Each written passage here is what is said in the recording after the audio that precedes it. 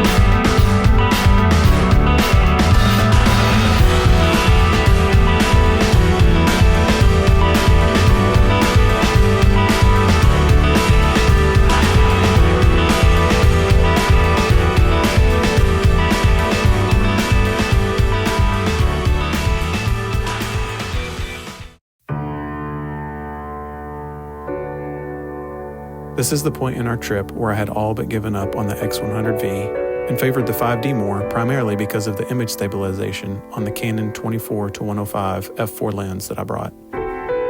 Even though that kit is almost double the size and doesn't have 4K video, with the amount of hiking we were doing, I just couldn't trust that I'd be able to salvage any of the movies that I'd make with the X100V. That, and again, the Fuji menus were frustrating me.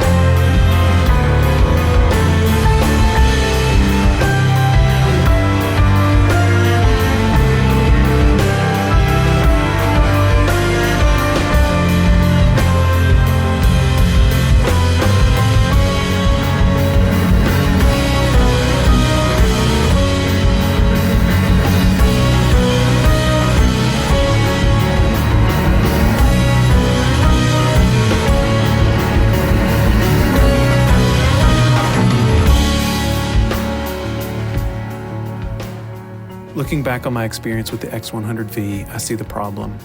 I just didn't give the whole system a chance. The image quality of the X100V is absolutely beautiful, and even with no IBIS, the video quality is still quite amazing.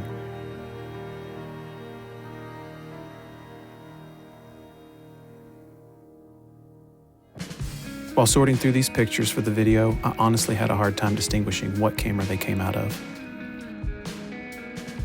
Now, as a daily Fujifilm user, I see the value of investing the time in learning and growing comfortable with these beautifully made cameras, just like I did with Canon cameras back in the film and early digital days. Thanks so much for watching. You can follow along on Instagram at wooden.frames. Also, if you like this video or any of my other ones, please consider subscribing.